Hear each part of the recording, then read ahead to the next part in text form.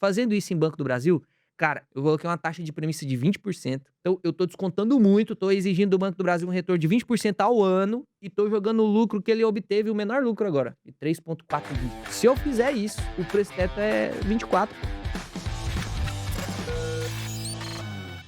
Pô, o Banco do Brasil foi um tombo grande também, a gente tá falando aí de mais de 30%, né. E o Barsi, ele fez uma declaração que viralizou muito, né, e ele falou o seguinte, que ele não compra mais ações do Banco do Brasil enquanto a esquerda estiver no poder. Arrebentou com o Sim, Banco do Brasil. arrebentou, porque, pô, o maior defensor de Banco do Brasil sempre foi o Sim. Barsi, né, cara. E aí eu queria entender de você, se você acha que agora é uma oportunidade, o que você tá enxergando no Banco do Sabe Brasil? sabe o que que é legal? Que o Barsi falou que não compra mais, né. Mas será que ele vendeu as que ele tem? Que ele Não, tem bastante, né, então será que vendeu eu mesmo? eu eu tenho certeza que não. Cara, ele é apaixonado pelo Banco do E aí Brasil. muita gente escuta: "Pô, não tô mais comprando Banco do Brasil", vende as dele de Banco do Brasil, porque tá tudo errado, né, o cara escuta uma e esse que é o problema e por isso que eu tomo muito cuidado no que eu não tenho nem de perto o grau de relevância do Luiz Barsi, mas das pessoas que me seguem, às vezes uma pessoa escuta eu falando uma coisa, eu tento ser o mais claro possível justamente pra não gerar esse tipo de interpretação, porque o A gente Barsi declarar, influencia. né, que não tá comprando, às vezes vai gerar venda em um monte de gente. Gerou queda, não só por causa do Barsi, né. Agora falando sobre o preço. O superpoder do investidor, e aí agora é um superpoder mesmo, você consegue conquistar esse superpoder, cara, não é tão difícil, vai ser trabalhoso, mas não vai ser difícil. O superpoder do investidor é aprender a calcular valuation, cara. E aí tem vários modelos de valuation, pô, tem o do Joel, tem o do Bazin, tem o do Graham, tem um monte de valuation, e o mais utilizado por todos os analistas, foi criado por um matemático muito brabo, chama Damodaran. E aí todos os analistas usam isso, que é o valuation por fluxo de caixa descontado, que é aquela brincadeirinha, pô, você quer receber R$ 100 agora ou R$ 100 daqui a um ano? Você quer receber R$ 100 agora ou daqui a um ano? Cara, eu prefiro receber agora. Receber agora, porque você pega o 100, Exato, coloca invisto. na Selic, daqui a um ano, 115, né? Sim. Então os R$ 100 de hoje, no futuro é 115. Então você percebe que os R$ 100 do futuro, daqui a um ano, ele tem que valer menos hoje. Eu só consigo comprar esses R$ 100 no futuro se eu pagar 90 nele, não faz sentido eu pagar 100. Isso é a arte do valuation. Essa é a arte que a gente tem que fazer de o quanto que a empresa vai ganhar no ano que vem. Que aí, se vamos supor que ganha 1 bilhão no ano que vem, eu tenho que trazer esse valor a valor presente. Eu desconto uma taxa, trago a valor presente, pô, então esse 1 bilhão vale 800 hoje. Sabendo quanto que vale hoje, eu consigo dividir pelo número de ações e calcular qual o preço que eu posso pagar, o máximo, né? E aí a gente entra em margem de segurança e tal. É isso que o Luiz Barsi faz. O Luiz Barsi é um monstro, né? Que ele provisiona 10 anos. O Luiz Sim. Barsi não, desculpa, o Warren Buffett. Ele é um monstro porque ele provisiona 10 anos. Eu não tenho essa audácia, eu provisiono de 3 a 5. Eu sei que vai acontecer daqui 10 anos, né? O Warren Buffett é realmente um monstro.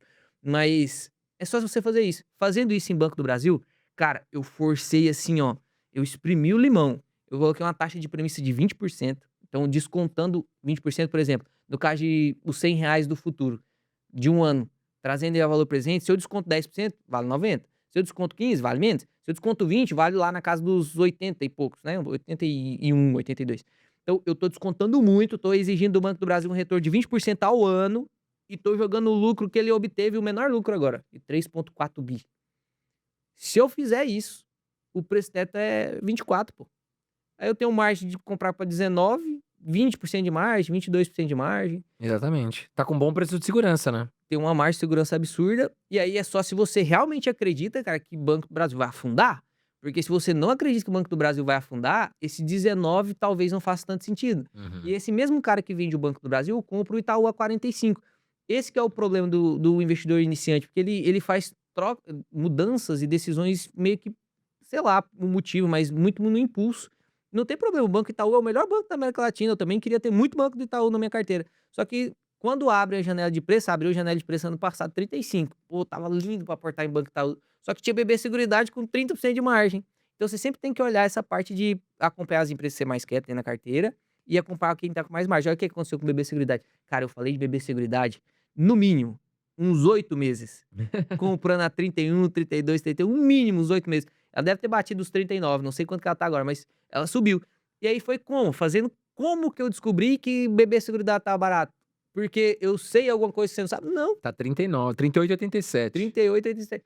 Pô, e quantas vezes eu calculei junto com a galera, pô, ó, vamos pegar o super El Ninho, vamos tirar o corte da taxa Selic, ia cair a cada um ponto de taxa, ia cair 100 milhões de lucro da BB Seguridade, que ela deixa muito dinheiro, não posso fixar. Vamos arrancar 1 bilhão de lucro da BB Seguridade, vamos ver o quanto que ela vale. Pô, vale 42. Então, como que eu não vou comprar 30? Como que eu não vou comprar 32? Mesma coisa em Petro. Como que eu não comprei? Como que eu não. Quem não comprou Petro a R$ 30, 28 que chegou a bater, foi porque não fez valuation. Ou é porque tem muito medo. Aí tudo bem, então. O Warren Buffett fala, né? O medo é falta de conhecimento. Eu não gosto de ser tão grosseiro quanto ele. Às vezes você tem medo mesmo, não tem problema. Às vezes você tem o conhecimento, mas não consegue tomar a decisão. Então, tudo bem, cria uma carteira mais conservadora. Mas, em geral, você vai conseguir superar esses medos de aportar em ativos que até então são arriscados, se você elimina o risco jogando uma taxa de premissa muito alta, exigindo uma margem de segurança muito alta. E aí, ou então você compra só ação boa mesmo. O Charlie Munger, o Warren Buffett, ele teve 3 picos de crescimento na vida dele. 3 picos de crescimento na vida dele. Ele começou investindo com o Graham. Ele teve a possibilidade de fazer uma faculdade muito top, só que ele não quis fazer, ele foi para uma outra faculdade menorzinha, porque o Graham dava aula, o Graham do investidor inteligente. Sim. E aí ele aprendeu com o Graham e tal, e começou a investir em Value Invest. Então o Graham ensinou para ele o Value Invest e tal. Aí ele aprofundou o Value Invest, que ele sempre foi muito arriscado, começou a investir com os 14 anos, né? E aí ele inventou o Deep Value Invest, que é aquela famosa bituca de cigarro. É a empresinha que não vale nada, e aí vai dar o último suspiro, e ele compra para poder vender no último suspiro. E aí depois ele conheceu 2 caras. Ele conheceu o Philip Fisher, um cara muito inteligente. Ele nem foi tão notório assim no mercado. Você não, todo mundo conhece o Philip Fisher? Não. Mas ele escreveu 2 bons livros e o Warren Buffett hoje diz que 80% dos 100% do média alocação dele, as decisões 80% é tomada por causa do Philip Fisher, então é um cara relevante Porra, para o é Warren Buffett. relevante. E depois o outro grande pico de crescimento dele foi quando ele conheceu o Charlie Munger. Qual que foi a diferença? Aqui ele investia só por valor, então ele comprava tranqueira. Empresa que era ruim, mas estava descontada, porque ele acreditava que ia valorizar. E deu certo, valorizava mesmo. Quando ele conheceu o Philip Fisher, ele começou a analisar as empresas por dentro. Como funcionava a governança, como que funcionava se os funcionários gostavam, se os fornecedores gostavam, como que os clientes viam.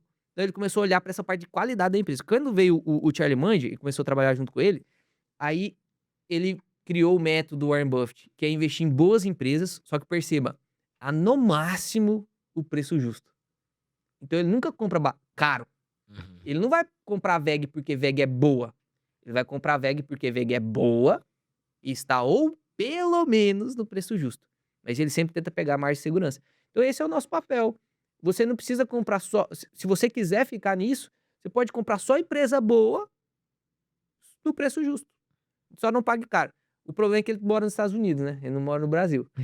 Aí no Brasil a gente tem que dar uma adaptada. Então a gente vai pegar essas empresas, tipo o Banco do Brasil, vamos pegar Klabin, vamos pegar Semig, que tem os seus probleminhas, só que a gente consegue dosar esse risco, colocar uma premissa muito alta, calcular o valuation e falar, pô, vale a pena? Meu capital investido aqui vai me render pelo menos 20% ao ano? Sim. Quando entregar a rentabilidade, eu recebo. Pode ser que eu não recebo nada neste ano, mas no ano que vem eu recebo 27, pô. Então eu ganhei 14 por ano, por exemplo, entende? Então é assim que a gente tem que fazer essas contas. E eu aconselho muito a vocês aí, ó. Depois que vocês terminarem aqui, vocês forem jantar, né? Vocês digitem no Google aí, assim, ó.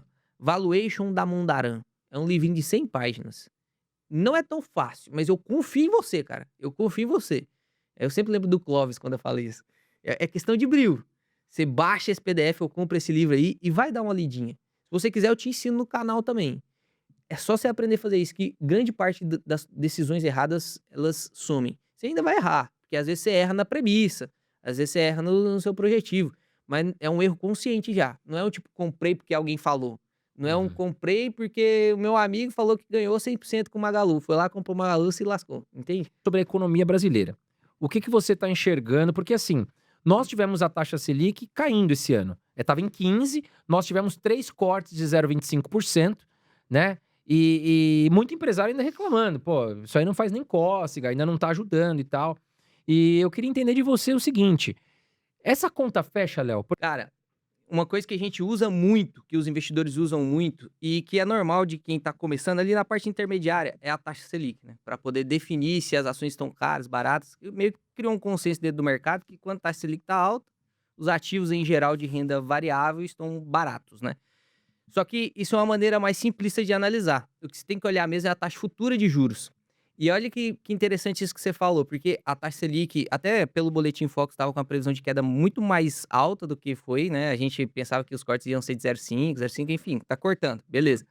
Só que a taxa futura de juros, ela começou a cair e do meio do ano para cá voltou a subir. Então você vê a taxa futura de juros que estava batendo 12 e pouco, voltando para os 13,5. Por isso que a gente viu no meio do ano a taxa Selic caindo, e aí o Tesouro IPCA lá que chegou a bater Subindo. 8 e tal, ele deu uma caidinha, né? E aí a taxa futura de juros começou a subir, e aí o IPCA de novo a gente tá tendo oportunidade de não renda mais, IPCA mais 7,3, né? Então, uma das coisas que eu até falei com o pessoal da mentoria e tal, com os alunos no YouTube, falei também, uma coisa que eu vi muito notório nesses primeiros relatórios de trimestre agora, porque eu leio muitos relatórios para gravar vídeos, e, cara, todas as empresas com despesa financeira sufocando o lucro. Então você vê um monte de empresa boa, BR Partners, você vê a própria CEMIG, você vê o Auren, que está com a dívida mais alta, você vê um monte de empresa sufocada pela dívida financeira, pela despesa financeira. E, cara, realmente é algo assim que eu não acho que tem condições de continuar mais tempo nesses patamares. Pessoal que investe em fundo imobiliário, que começou ali, grande parte do pessoal que investe em fundo imobiliário começou mesmo depois de 2020. Sim. 2015 ali começou a se popularizar, mas tinha 100 mil investidores, aí em 2018 começou, 2020 bateu 1 milhão, 2021 bateu 1 milhão. Então, grande parte da galera que investe em fundo imobiliário, pelo menos grande parte dos meus alunos, eles só investem em fundos imobiliários com a taxa Selic 2 dígitos. Já percebeu isso? Isso é uma anomalia. 4 anos de taxa Selic de 2 dígitos. E aí a gente tá muito acostumado com as coisas muito descontadas e tal, e a gente vê aí essas coisas, eventos não recorrentes, né, que estão acontecendo no globo. Pô, é guerra, aí petróleo, Brent bate 110, 115, aí a inflação sobe, e aí o Galípolo lá querendo cortar, não consegue cortar. E agora essas quedas aí que, na minha opinião, eu até acreditei que nessa última votação do Copom, tinha um percentual de votos para manter a taxa, né? Não era para Sim. cortar, era 14,50. E cortaram 0,25. Então, tá tendo realmente. O Banco Central já percebeu isso, a galera toda já percebeu isso. Não é só os Faria Limer, não. É as empresas mesmo. Até o pequenininho tá sentindo isso, né? Na verdade, o pequenininho é o que mais sente, que não consegue fazer dívida barata. E até os Eu- grandes estão sentindo. Se os grandes estão sentindo, né? Se a despesa financeira das empresas estão comendo lucro, imagina os pequenininhos. Então, tá tendo sim um esforço para esses cortes, só que realmente a economia brasileira, e aí eu sempre falo com a galera, né? Seja de direita, seja de esquerda, o que a gente tem que fazer é aumentar a produtividade. E a gente tá meio estagnado na produtividade, né? Então, por isso que a gente vê taxas tão altas. É óbvio que tem eventos globais acontecendo também, mas a gente não tá realmente com. Se a gente for obedecer o tripé econômico, a gente não vai conseguir realmente cortar muito da taxa. E aí o tripé econômico, que depois a gente poderia até falar sobre isso também, mas o tripé econômico brasileiro é engessado, né? Então, pô, eu tenho o déficit primário, eu tenho que manter a taxa de inflação, eu tenho que manter a inflação num range, que no Brasil é muito difícil manter esse range, porque a gente não tem tanta produtividade. Então, fica meio que sufocado de todo lado e o negócio anda de lado, né? Isso é bom, né? Sinceramente, na minha opinião, isso é bom para nós, somos investidores que estamos. É óbvio que não pode continuar assim para sempre. Mas para a gente estar investindo é bom, porque a gente tem, independente do cenário político, independente do cenário, né, Tá rendendo mais. a gente tá conseguindo comprar as coisas mais descontadas. Mas enfim, não bate essa conta não fecha. Ela tem que fechar em algum momento. E, assim, quanto mais tempo demorar a fechar, mais tempo a gente vai ver a renda variável sofrer, né? Mais tempo a gente vai ver empresa diminuindo o lucro, mais tempo a gente vai ver fundo imobiliário com PVP de zero. Pô, a HGLG bateu 0,89 de novo, né? Isso não é normal, Cara, GLG não é promessa. normal. isso não é normal, né? Então, a gente vê esses eventos acontecendo aí, que você pode olhar o copo meio cheio, meio vazio, né? Tem muita gente desesperada, vende que nós compra, né, André? Sim, exato, exatamente. Mas Eu queria ter mais caixa essas horas. É isso aí. É que eu viajei tanto esse ano que eu tô ficando sem O caixa. Warren Buffett fala isso, né, cara? Você pode ter dinheiro infinito que o caixa sempre vai faltar. É, Sempre vai exato. faltar. Quando você começa a aportar, o caixa sempre vai faltar. A gente tem a inflação subindo e, segundo o Boletim Focus, né, ela deu uma desandada até por causa do petróleo, dos conflitos que estão acontecendo pelo mundo, e a gente vê um aumento no preço dos combustíveis. E muitas pessoas falam assim, eu inclusive sou uma dessas pessoas, que acha que a Selic nesse momento ela não deveria ter caído. Por quê? A gente entende que o mercado precisa desse fôlego, Selic mais baixa para as empresas terem um respiro, mas ao mesmo tempo a inflação subindo ela é uma preocupação ainda, né? Então muitos economistas defendem a ideia de que o Banco Central construiu a história de assim, não ir muito pela mídia, pela pressão do governo, segurou as pontas nos 15%, mas que agora está deixando a desejar pela pressão muito questão política também, e vem tendo esses cortes. Você não acha que a gente pode estar correndo um risco de Se estar precipitando se precipitando na queda, porque se essa inflação escapar, a gente vai ter que subir de novo? Foi o que Você acha que isso aconteceu pode acontecer? foi o que aconteceu em 2023 ali, né, que estava caindo, 13,75, aí começou a cair pra 12, voltou pra 15. Exato. Cara, isso aí agora, eu te falando bem a sinceridade, assim, do fundo do coração, é algo muito difícil de dizer se vai estar certo ou errado esses cortes. A gente viu historicamente que quando a gente corta a taxa Selic, que é a única arma que o Banco Central tem para poder barrar a inflação, é a única arma, É não a tem mais única. nada. O Banco Central, que é o responsável por lidar com essa parte, de bater esse range, inclusive no Conselho Monetário Nacional, no CMN, a gente tem 3 caras, que é o ministro da Fazenda, aí tá o Galipo lá, né, o do Banco Central, aí tem o da Economia, e eles sentam para decidir o quanto vai ser o rende. E aí cada um tem o seu poder. Então, tem o poder fiscal, que pode diminuir um pouco o fisco para poder diminuir a inflação.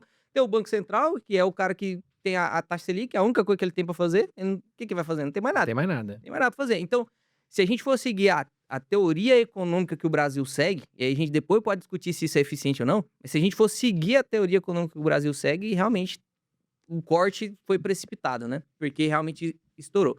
Mas aí pode ser que os caras estão pensando, por isso que eu digo que é difícil. E se os caras se reúnem lá, né, para poder fazer essa reunião, queria eu ser uma mosquinha e tá lá para escutar o que os caras falam, né? Mas você imagina assim, às vezes eles estão pensando que o Brent vai arrefecer e essa inflação que subiu, bateu 0,58 pontos aí no último mês, se eu não me engano, que subiu, né, tá muito acima do previsto. Pode ser que agora com esse Brent mais barato caia um pouquinho e aí já tá dando respiro para as empresas para poder aumentar a produtividade, aumentar um pouquinho, né, enfim, tentar conter um pouco a demanda com a taxa que ainda é muito alta, não dá para financiar caro, dá para fazer nada ainda tá muito alto, só que você diminui um pouco a despesa, tanto do governo, né, tá com a despesa absurda no Selic, grande parte da dívida pública é no pós-fixado, então diminuir o Selic diminui muito a dívida pública, e das empresas também. Então é meio que é uma balança, né, você tem que ir tirando de um lado, o outro vai começar a aí você tem que e realmente é difícil falar isso. Quero eu que se os cortes continuarem acontecendo, com a Selic, com o IPCA continuar subindo, que sejam cortes pequenos, né, que sejam de 0,25, só pra gente ir sentir no mercado, ver como que vai ser, como que a inflação vai vir. Realmente cortes aí assim, a gente cortou, beleza. Mas pelo menos eles cortaram 0,25, né? Se tivessem cortado 0,50, 0,50, É, 0,50 aí já estaria bem. Nem o Banco Central tá seguro de fazer cortes. Estão falando Exato, em Selic é 14, né? Ou exato. seja, é uma quedinha ali, mas não foi como o Era esperado. 12,5, né? Era 12,5, já tá É, 14. já tá 14. E nesse momento, Léo, o que você tem falado para os seus alunos, dentro do seu canal, para os seus seguidores? O que tá melhor para investir? Renda fixa, renda variável? Muita gente falando, pô, mas IPCA mais 7. Quando a gente fala em tesouro, mas tem IPCA mais 8 aí, falando em CDBs, né? Boa. Não dá para também ignorar 100%. O que você tem falado para os seus alunos? Então, isso aí é sempre uma discussão que eu entro com os alunos, porque eu sou um cara muito da renda variável, né? E a renda arrojado, né? eu posso dizer que eu sou um arrojado, assim, controlado, conservador, né? Eu tenho um modelo de investimento que é o Kraken. Lá também tem uma parte de caixa, que é a parte em renda fixa. Então, também montei minha posição em IPCAs que estão muito altos. Só que se você faz um valuation, uma coisa que eu ensinei nos membros, eu li um livro de 500 páginas junto com eles sobre valuation com fluxo de caixa descontado. A gente pega empresas extremamente seguras, que tem, assim, previsibilidade. Pô, Taesa. Taesa é uma renda fixa, vocês concordam comigo? É Sim. RAP, Tem as previsibilidade. concessões de 30 anos, né? Então, pô, é ajustado pelo IPCA, então é uma receita que ela cresce junto com o IPCA, com data para crescer. Então, é como se fosse uma renda fixa, só que dentro da renda variável, porque ela pode pegar dívida, emprestar e tal. Então, você percebe que se a gente consegue fazer um cálculo de quanto que aquele fluxo futuro da empresa vale hoje, a gente consegue definir se uma empresa ela paga IPCA mais 8, ou IPCA mais 9, ou IPCA mais 6. Então, dependendo do quanto que eu prevejo de fluxos futuros, eu consigo definir o que vale mais a pena, se é a renda fixa ou se é a renda variável. E, inquestionavelmente, hoje a renda variável paga muito mais do que o IPCA mais 8. Uma coisa que Hum. muita gente esquece de fazer é fazer a conta correta do IPCA mais 8. Porque quando você investe lá num tesouro direto ou sei lá, título privado mesmo de IPCA mais 8, você não recebe IPCA mais 8.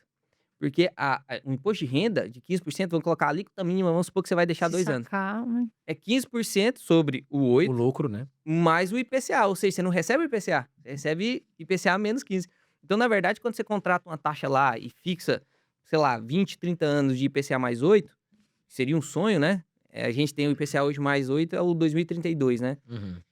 Pô, você tá recebendo um IPCA corrigido, ajustado mesmo, IPCA mais 6,5. Dentro das empresas, a gente consegue IPCA mais 7 com muita facilidade. A gente tem muitas empresas aí pagando o fluxo de IPCA mais 10. Então, e ainda você só vai pagar imposto se você fizer o lucro com ganho de capital. E grande parte desses proventos, pelo menos na minha metodologia de investimento, é receber em dividendos, que é isento. Pelo menos até os 50 mil, né? Vamos ver. Vocês viram que até que pode ser que isso caia, né? Vocês viram que aconteceu com uma empresa em São Paulo aqui, que eles entraram numa guerra lá e conseguiram isentar essa empresa dessa distribuição. Pode ser que isso escale, né? Mas vamos ver. Mas basicamente é isso. Então, dentro do meu modelo de alocação, eu tenho sim um percentual em renda fixa que não dá para ignorar. E aí eu sempre falo com os alunos, pô, a gente tem 3 tipos de investimento em renda fixa. Três investimentos vocês podem fazer. Se fizeram fora disso, tá errado. 3 investimentos vocês podem fazer. Primeiro, mais importante, reserva de emergência. Mais importante. Isso aí não tô perguntando se a Taesa tá pagando IPCA mais 20%. Se você não tem reserva de emergência, tem que começar a criar um pouquinho. Não vai deixar de aproveitar a Taesa lá, mas com uns 40, 50% do seu aporte tem que ir para reserva de E emergência. colocar onde a reserva, Léo? Pós-fixado. Tem que ser pós-fixado, não tem discussão. De liquidez diária, né? Tem gente que quer colocar, pô, Carol, tem gente que entra assim em contato comigo e fala assim, lá no Cripto, né? direct. Tem um fundo que paga muito bem KNCR, eu confio muito nele. Posso colocar minha reserva de emergência no KNCR? Não pode, né? Não pode. Por mais previsível que seja, não pode. Tem que ser num pós-fixado. Pós-fixado, o que a gente tem? CDB de banco, que é atrelado à CDI, e Tesouro Selic. Agora temos o Tesouro Reserva, que depois que sair do Banco do Brasil, capaz que a gente vai conseguir usar bastante ele. Então é isso. Tem caixinha, tem o Nubank. Tem Caixinha da Nubank, o porquinho do Banco Inter, tem crofinho do Mercado Pago, que é tudo CDB indexado a CDI. Segundo ponto que está permitido investir em renda fixa, que é a reserva de oportunidade, que é o que o Buffett fez, 400 bilhões de caixa, né? Tava em reserva de oportunidade, não tava em pós-fixado, né? Tanto que lá nos Estados Unidos nem existe muito pós-fixado. Aqui no Brasil, o que seria a reserva de oportunidade? Seria algo também com liquidez, pra você conseguir converter em dinheiro o mais rápido possível, né? E você ter uma eficiência tributária mais firme, porque você vai querer sacar, pô, eu guardei lá em reserva de oportunidade, se aparecer a oportunidade amanhã, eu tenho que sacar. Sim. Se tá no CDB do Nubank, no porquinho, eu tenho que pagar 22,5 para sacar em um mês. Então tem que ser em uma casca tributária mais eficiente. E hoje o que a gente tem de mais eficiente para reserva de oportunidade são os ETFs de renda fixa.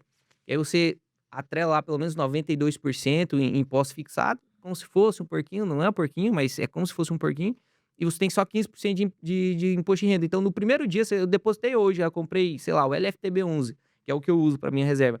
No outro dia, se eu vender, eu pago só 15% sobre o lucro. Então, não tem IOF, não tem nada disso. Então, muito eficiente. E o terceiro, que agora toda essa volta foi para explicar o terceiro, que eu sempre falo para os alunos, se vocês vão investir em renda fixa, vocês vão investir, porque os outros dois é guardar dinheiro. Se vocês forem investir, tem que ser para marcação a mercado. Então, é aquele tipo de investidor que ele usa qualquer tipo de ativo, em qualquer cenário político, sei lá, qualquer coisa, ele usa o ativo mais descontado possível, com a maior eficiência possível. Porque para nós investidores, sendo bem sincero, a gente tem que ganhar a maior rentabilidade possível com o menor risco possível. Eu não vou ser aquele louco que quer 60 de rentabilidade correndo 50 de risco. Mas também não vou ser aquele cara que quer 5% de rentabilidade para não correr risco nenhum na Sim. poupança. Então tem que ser aquele cara que tem uma rentabilidade média padrão, acima da média, igual o Peter Lynch fala, um alfa de 2, 3, correndo o mínimo de risco possível. Então, olhando para a marcação ao mercado, já que a gente está falando sobre renda fixa, a gente tem que escolher aqueles títulos com a maior duration. O que é duration? Para você que está aí, ó, é um conceito difícil mesmo de entender, mas você vai conseguir entender. Duration é o tempo médio de validade daquele título. Então, em quanto tempo, se eu investir lá no Tesouro Selic, quanto tempo eu vou demorar para receber o meu dinheiro de volta? Então, a gente faz uma conta para calcular isso, e aí vamos pegar para ficar fácil de calcular, o Tesouro IPCA mais 2050.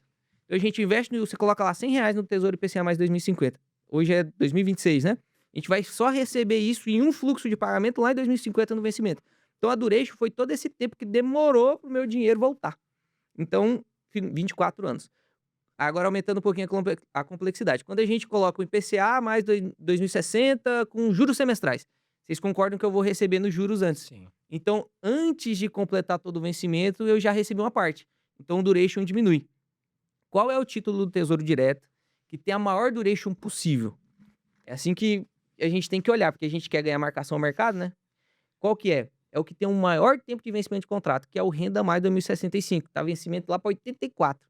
Então, a duration dele fica em torno de 47. Aí agora, para você entender o porquê que a gente olha a duration. A duration, ela nada mais é do que o quanto aquele ativo sobe ou desce, ou seja, a volatilidade dele, dependendo do fluxo da taxa. Sim. Então, se a taxa sobe 1 ponto percentual, vamos supor que a taxa futura de juros, né, que é onde o Tesouro olha para poder mexer as taxas dos títulos, não é a silicona pura. Então, se a taxa futura de juros subiu 1 ponto percentual, se você investiu no Tesouro IPCA mais 7 e agora ele está IPCA mais 8, você perde dinheiro. 47% do seu patrimônio. 47%. Então, não tem pouca volatilidade, é um investimento arriscado, é quase como se fosse uma cripto. Sim. Só que se cai, eu Você ganho vende o seu. 47% em pouco tempo. E qual que é a segurança desse título? Como o próprio nome já diz, é renda fixa. Então, se ele oscilou 1% para cima e eu estou perdendo 47%, se eu mantenho até o vencimento, eu vou ganhar o contratado, que é o IPCA mais 7. Então, realmente, para montar uma carteira eficiente de renda fixa hoje, está muito fácil. E aí, qual que é o problema? A galera montar só de renda fixa. Sim. Porque tem muita renda variável muito barata. Por isso que é muito importante. Pô, Ray Dalio falou isso, Markowitz falou isso, Harry Barron falou isso. Todos os investidores que fizeram grande rentabilidade falou isso. Não tem por que a gente ignorar.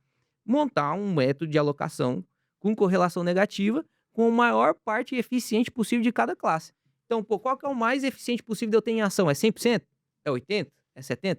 Como que a gente chega nesse parâmetro? Tem um estudo sobre isso, curva de eficiência de Markowitz, o cara ganhou o prêmio Nobel, né? Então, dentro do método de alocação, você pode criar o seu, cada um tem o seu, cada investidor tem o seu. Você aí que está em casa, você pode criar o seu método de alocação de acordo com o seu perfil. Mas no Brasil faz muito sentido a gente ter renda fixa, não toda a carteira. No Kraken, que é o meu método de alocação, é em torno de 10% a 15%. Tá. Então, Mesmo tira a reserva de emergência. tira a reserva de emergência. Tá. 10% a 15% com foco em marcação ao mercado. Aí quando eu tô com muita reserva de oportunidade, ele entra nesses 15% também. Tá. Que aí é quando tá tudo muito caro, eu não vou ter possibilidade de comprar IPCA mais 8, vai estar lá IPCA mais 4, IPCA mais Mas 5.